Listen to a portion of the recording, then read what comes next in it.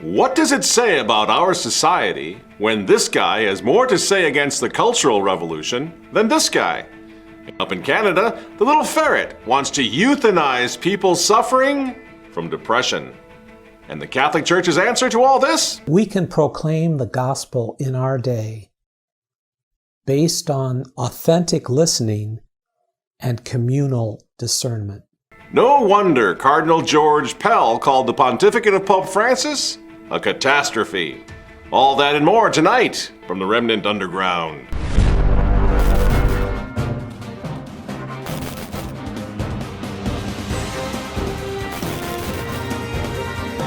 Good evening, ladies and gentlemen. I'm Michael Matt, and this is the Remnant Underground. Before we get started tonight, as many of you know, I am the U.S. coordinator for Notre Dame de Chrétienté in France. This is the organization that's responsible for the great pilgrimage from Paris to Chartres, 70-mile, 3-day, 2-night walking pilgrimage. Now, this coming Pentecost 2023 weekend, Remnant Tours will once again be organizing the U.S. chapter of Our Lady of Guadalupe for the 30th time. Holy cow. 30th time. It should be 32, but we lost a couple with COVID, so 30th time.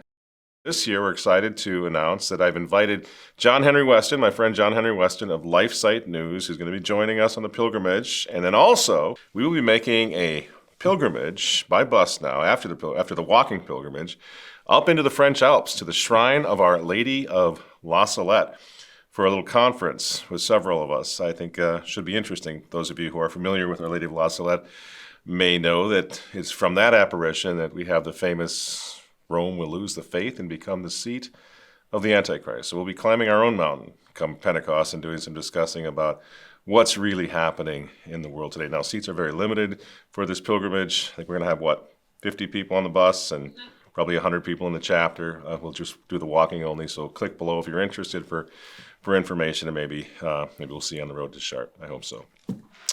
So, to the news, the topic of tonight's show. Lots of people are dying right now. Before I say anything about the ramifications of all this, or question what's going on, eternal rest grant unto all of them. Oh Lord, a lot of people are meeting God right now. A lot of people are finding out what it's all about. And we're told now that this phenomenon is not connected to anything specific. Just business as usual. Generally speaking, the result of 3 contributing factors. Racism. Of course, everything has to do with racism. The left in this country has got to be the most racist group of people in the history of the world. They project their racism. All they see is skin color. And of course, racism is part of the cause of these poor folks who are dying. So that's the first factor. Second factor is climate change. I'm not even going to bother to try to put that together, but that's what they say. And the third factor is, wait for it, coincidence. Are you or a loved one suffering from a medical coincidence? You want proper medical care, but you don't want people sniffing around asking a whole bunch of questions about what might be causing your problem. At the Kaufman Institute for Coincidence, we won't look into the cause of your heart or other problem, we'll just fix it. That's right, we promise to only look at your symptoms. We won't get all curious looking for causes, because that could get your employer or your doctor into some legal hot water. And nobody wants that. At Kaufman, we understand that coincidence is now the leading cause of death. Hey, we've got another coincidence over here. Sheer brilliance, that video. Put together obviously by a hater who's asking questions and who wants some answers. So what is killing all these people? Friends, I don't know. And one of the problems I have these days is people on the left or on the right claiming to know. And they're all mad at us for politicizing when somebody like the Presley woman dies. And yet when Diamond from Diamond and Silk died, they had no problem on the left saying, she was killed by COVID. She's a moron because she was critical of the vaccines. What a moron, right? Now, I don't want to look in any way or manner or form like those evil people who do that sort of thing, who seem to revel in the death of people on the opposite side of their political persuasion. That is a hideous thing that our society is doing right now. I don't want any part of that. I don't know why these people are dying. I really don't. I have my suspicions, as you do. And mainly, I would like to find out. Because over the past 2 years, according to something called goodscience.com, 1,653 athletes now have suffered coincidental cardiac emergencies, 1,148 of which resulted in death. Now, in a typical year, just 5 to 10 athletes typically succumb to heart failure coincidences over a year period. But when we bring this up, we bring up the stats, the science, the math of all this. We're called anti-vaccine activists, rigid fanatics, extremists, right? But you see, we're not that. Because we're not making any assertions at all. We are asking questions. We just want to know what's going on here. And all of a sudden, we're not allowed to ask any questions. I'm told, in fact, that right now, there are people attacking this show for asking too many questions. They say that I'm too angry. I'm angry at the fact that I'm not getting any answers from the people who are in charge. I happen to think that maybe we've been a little too nice. All of us, lots of us, way too nice, given what they're doing to us. And we're going to talk about this in the church and in the state, culturally, morally, in the family.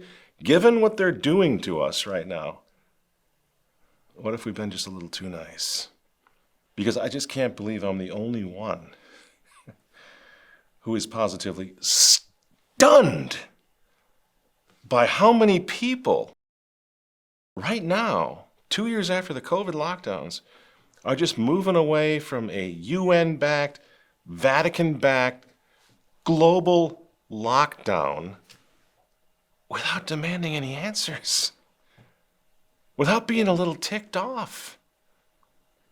It's almost like they're so happy that the masks are gone and life seems to be going back to normal that they just want to just tread very lightly and just hope they all leave us alone. But here's the thing, friends, they're not going to leave us alone.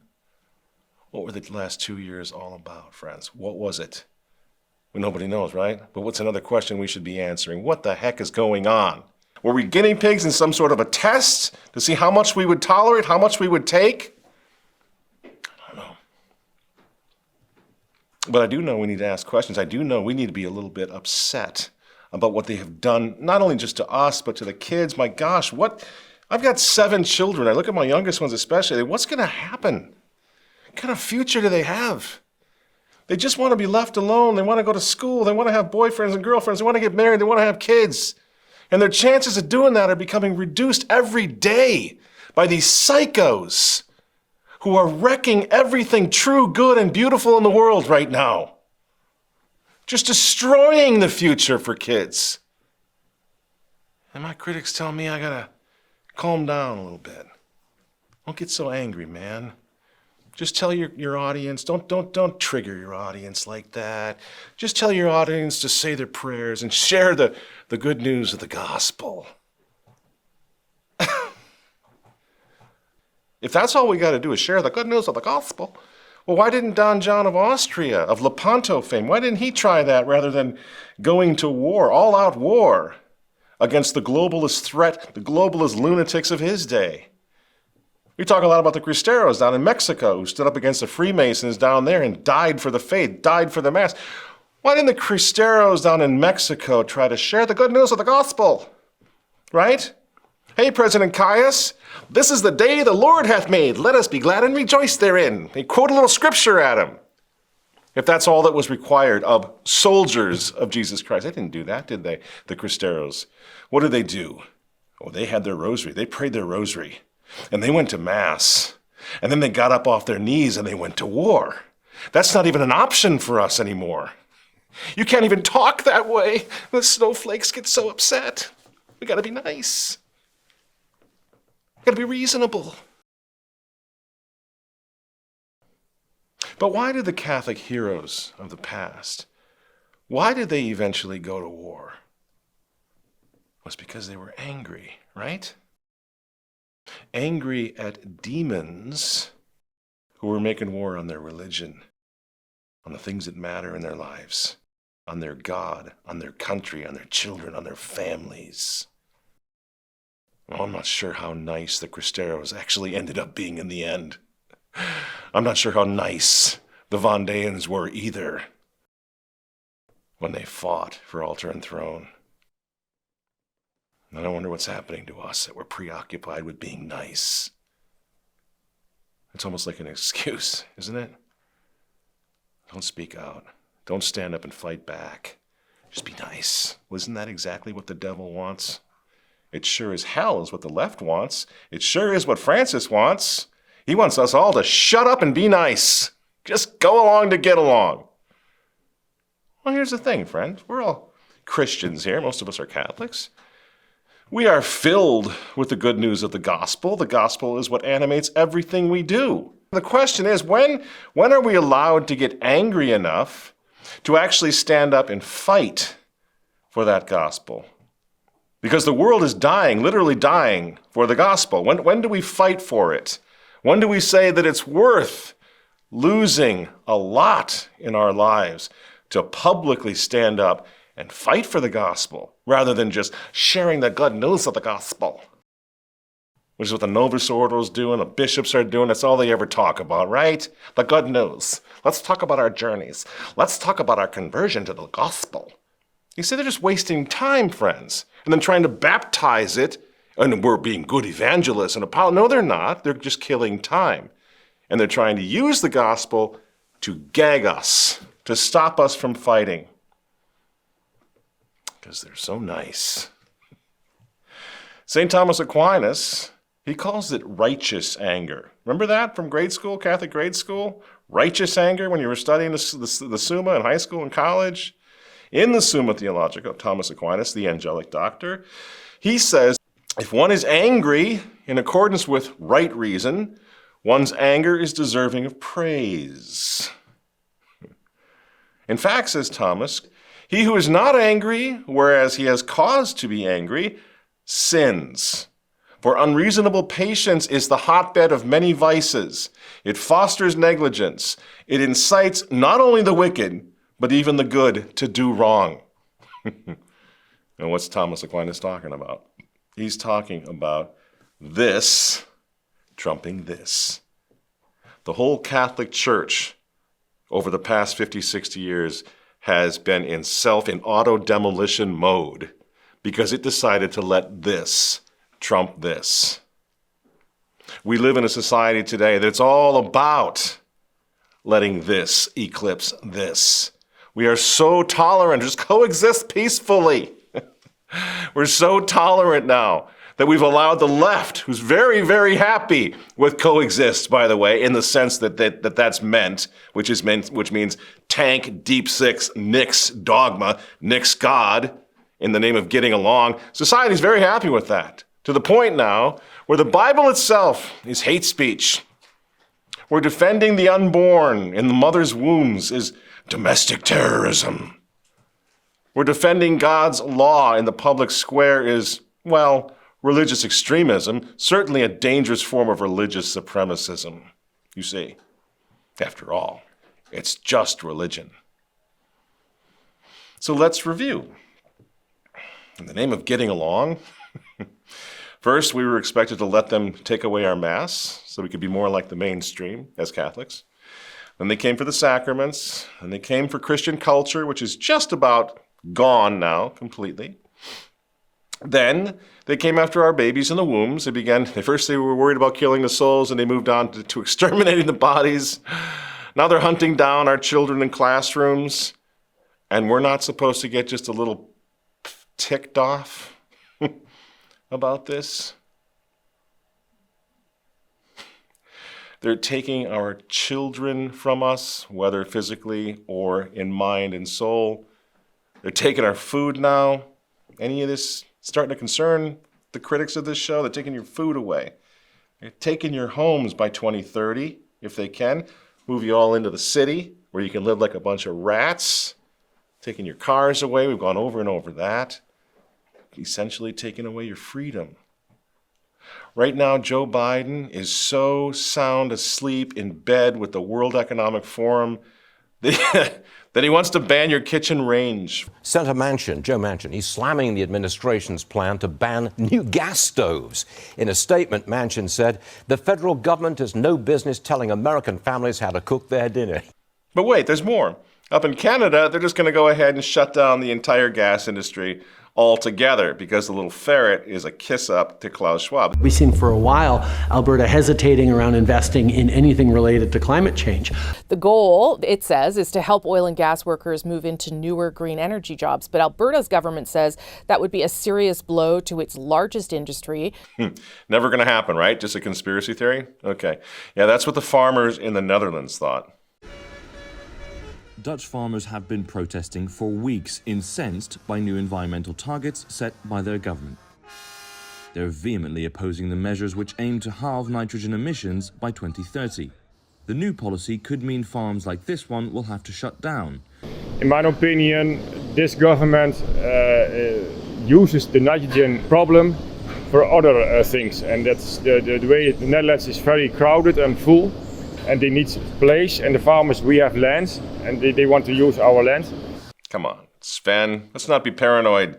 These globalists don't want your farmland. That's a conspiracy theory. Bill Gates became the largest individual owner of farmland in America. He's reportedly purchased more than 200,000 acres in 18 states. Oops, I guess not. Let's review then what they're actually doing. That's the stuff we're not supposed to get angry about. We're just supposed to share the good news of the gospel with these people who are dismantling the systems that feed us, that employ us, that keep us alive. The Great Reset, in fact, at this moment, is killing people off up in ER rooms in Canada. A tragic story out of Nova Scotia where a woman died waiting for medical care at an emergency room. Gunter Holthoff of Tidnish said his wife Allison began feeling severe stomach pain on the morning of December 31st. Now, if this poor 37-year-old mom of 3 or 4 kids, if she wanted to kill herself up in Canada, well, that'd be a completely different story. Tricia Nichols told a parliamentary committee that her brother Alan was suicidal when he checked into the Chilliwack Hospital July 16, 2019. 10 days later, he died with medical assistance. There are currently no laws protecting the vulnerable or their families from MAID. We understand that making sure we're respecting people's rights and their choices at the same time as we protect the most vulnerable is a very important but challenging balance to establish. Down here in the States, well, some things seem a little odd. Did you think it was just a tiny bit odd that every aircraft in the country, in America, was grounded for a few hours this week? The FAA grounded all domestic flights on Wednesday morning because of what the Federal Aviation Administration says was a computer outage. It's a little strange. Grounded, by the way, by the same folk, the lizard people, who sit around now, we find out, on Zoom calls with one another, fretting over pronoun use on flight decks.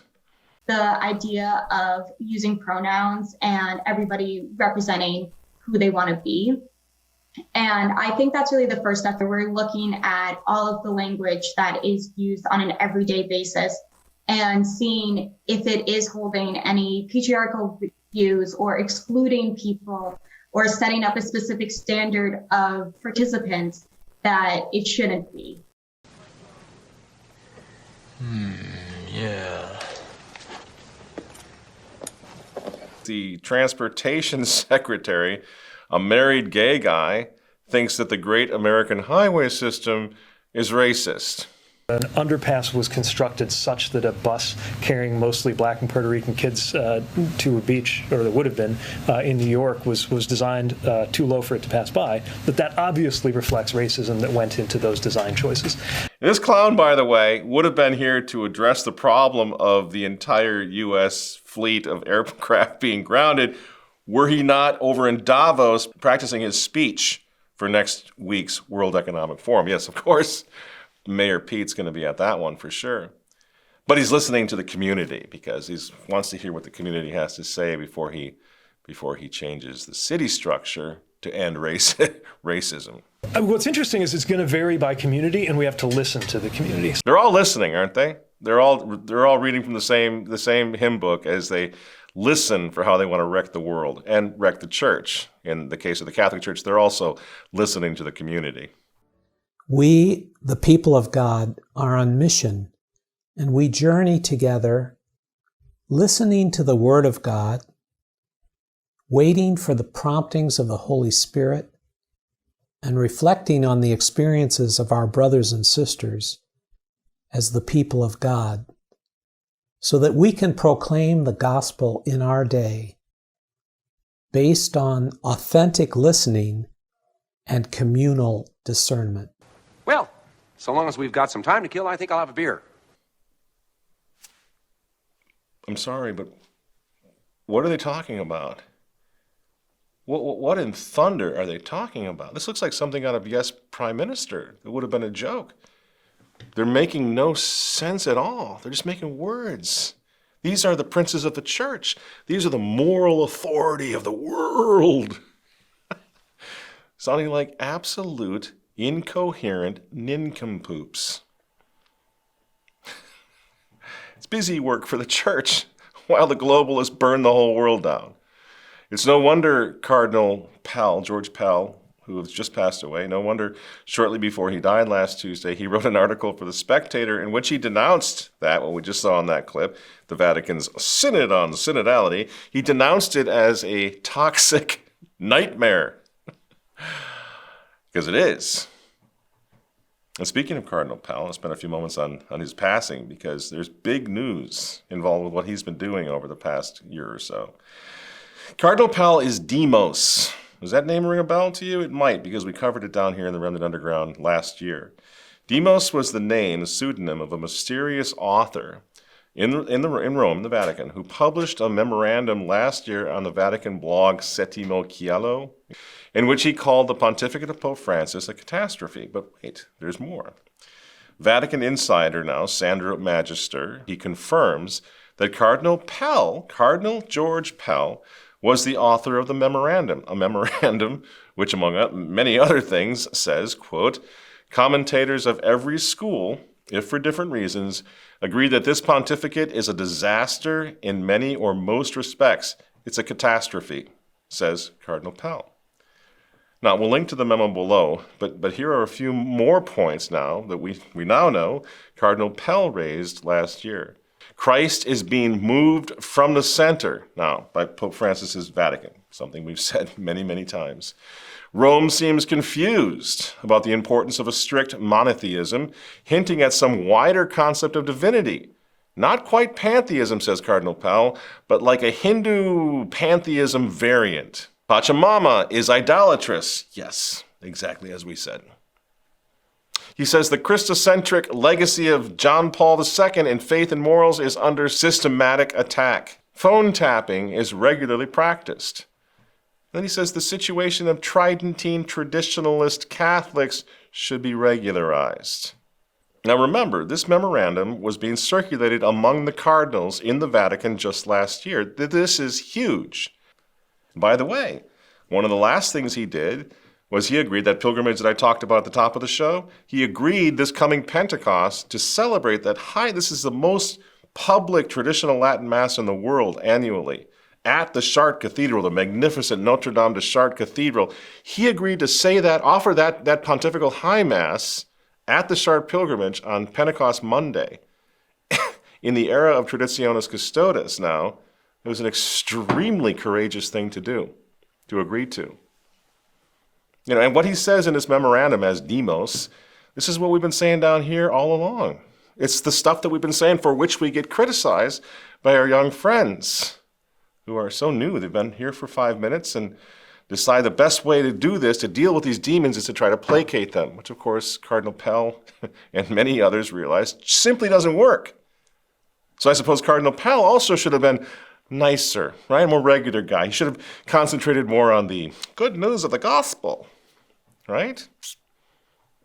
After Vatican II now, writes Cardinal Pell in the same memorandum, Catholic authorities underestimated the hostile power of the secularization, the world, the flesh, and the devil. We are weaker today than 50 years ago because of the decline in the number of believers, the frequency of mass attendance, the demise or extinction of many religious orders. Heaven forbid, my friends.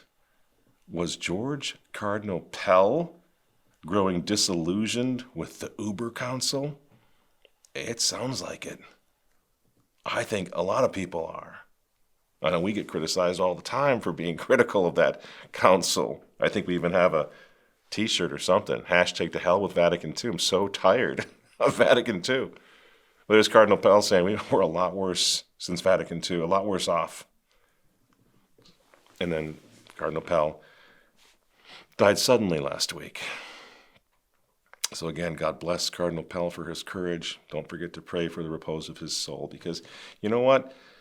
I've been telling you for a long time that I think something's happening. The winds of change are blowing all over the world right now because of the sheer evil of what we're up against. People are waking up. The whole love affair with Vatican II is beginning to fade. The collegiality among the bishops is beginning to seem really stupid. Because eventually, if you're pro-life, if you're anti-gay marriage, the New World Order folks are coming for you too, Your Excellency, as we've said so many times. So Cardinal Pell is one of those bishops who we've been referring to down here in the underground.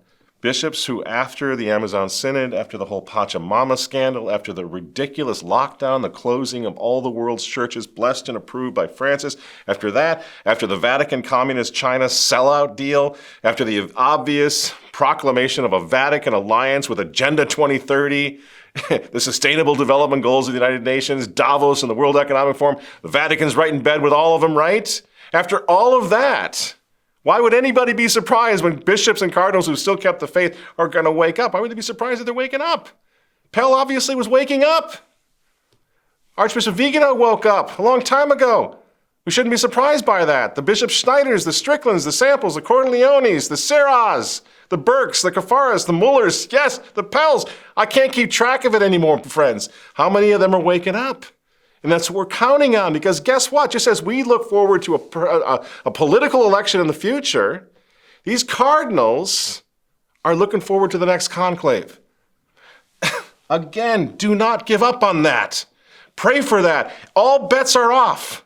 I didn't agree with Cardinal Pell on an awful lot of things over the years, but I watched the man waking up the closer he came to this Armageddon moment that was the pontificate of Pope Francis. The more he realized what's going on, the more traditionalist he became. You see? Yes, they're angry, righteously so, for God's sake, and for the sake of the church, and for the sake of souls. Their righteous wrath is justified and dignified and godly. Their wrath against the money changers is righteous and Christ-like. Christ himself took the whip. What do you think? He was being nice when he drove them out of the temple? What is it, the proverb or one of the Psalms that tells us, let not your anger be sinful. It does not say that anger itself is sinful. It says, as Thomas Aquinas explains, keep your anger justified within the right cause, the right reason. And you know, it's funny. It's funny. We all like to sit around and smoke our cigars and wax rhapsodic about Don John of Austria, for example, or Pelayo, or the Battle of Lepanto, or the Vendeans, the Cristera, whatever. The great heroes of Catholic history. We love telling their stories. But guess what? Not one of them, when confronted with heresy and barbarism of his day, not one of them responded by being nice. Not one of them. St. Nicholas walks up to the Arian heretic and slaps him across the face. Have you ever read what Thomas More said about Martin Luther violating the bride of Christ? It's not something you want to share with the kids. Thomas More is furious because Martin Luther was leading souls to hell. And that's what's happening today. And the question is, where's the fury? Our critics tell us we don't need a lot of Catholic masculinity diverting people from the message of joy and covenant and mission and journey and all of the other super woke neo-Catholic words that I cannot stand anymore. Where are the Catholic men while the church is being euthanized by her own shepherds? While the princes of the state, unchecked by a very, very nice Catholic church, by the way, unchecked, are sodomizing marriage and killing babies. The problem with this bill is not that it makes anything, that it is not that it provides any new protections for infants. The problem with this bill is that it endangers some infants by stating that that infant must immediately be brought to the hospital. What a stain this little man is. Jerry, we don't need to mention his name. They're all over the place in politics, in the swamp. But you know what?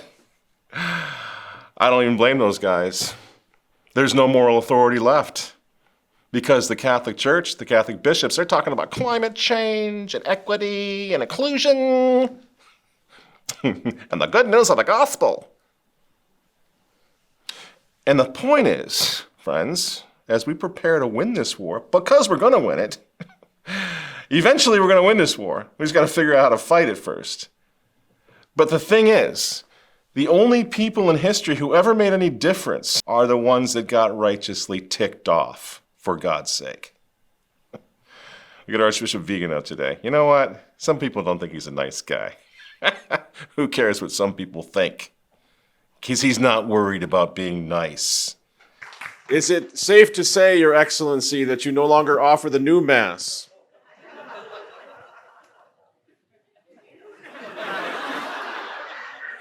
No, I have not celebrated the Novus Ordo for a few years now. Now, I know, critics of this show, they don't like Vigano either. He's just, he's too mean. They don't like Archbishop Lefebvre because he's too mean. Never mind that he changed history. For all of us, I don't care if you're in the society or out of society, the man changed history back in the late 80s. So completely that even the memory of Archbishop Lefebvre is still rocking the Vatican to this day. They still don't know what to do with him. Even his ghost is problematic.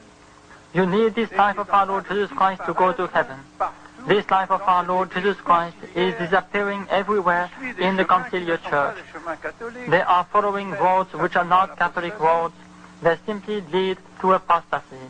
I'm not SSPX, never have been. I attend a diocesan traditional Catholic Mass every Sunday. Have done for 30 years, thanks to him. But look at his face. Look into those eyes. What do you see? A rebel? An arrogant man? Somebody looking for likes and views? Somebody looking to be popular? What you see here, friends, this is what righteous wrath looks like. And you know what? We need more of it, not less. The glory of modern people, quips G.K. Chesterton, as that they really do feel. The only danger is they can't think. So what about us? Are we still thinking at all? Are we just feeling? Are we just emoting like everybody else? Like a bunch of fans of the Dr. Phil show or Oprah Winfrey, just feeling and emoting and weeping when we can. Are we still thinking?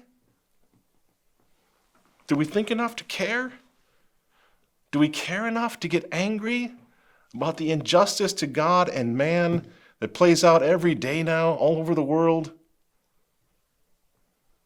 Because the opposite of love, friends, is not hate. The opposite of love is apathy. And the state and the Catholic Church today is plagued by a pandemic of apathy.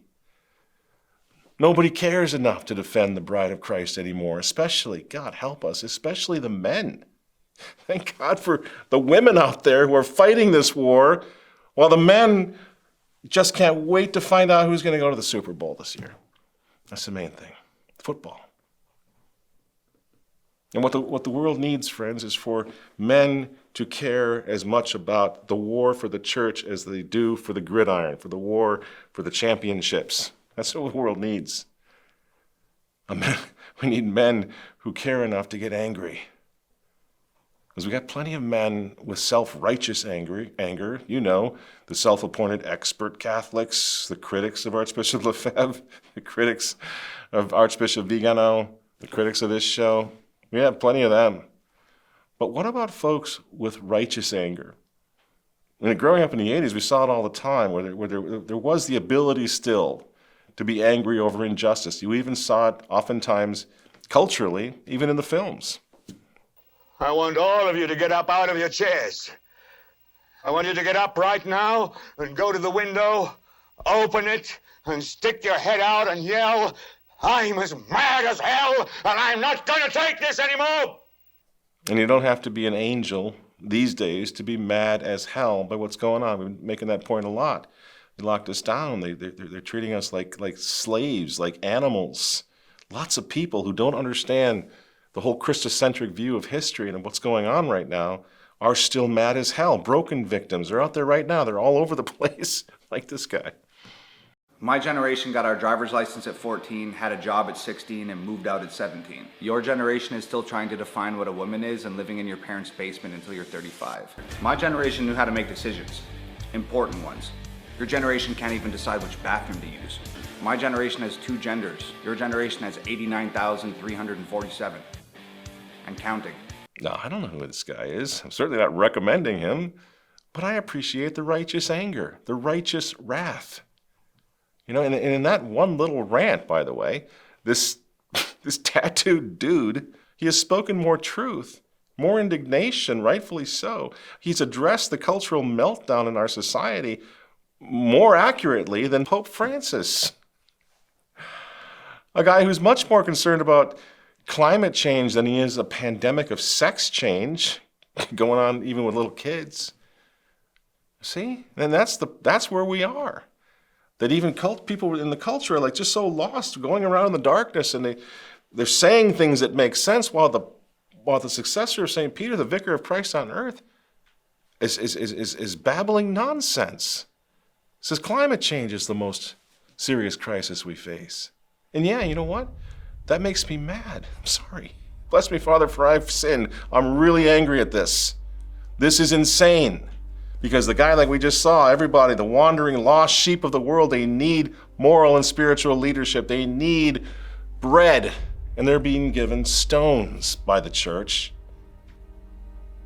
And we got to make up our own minds. You want to make a difference? Start believing in this thing.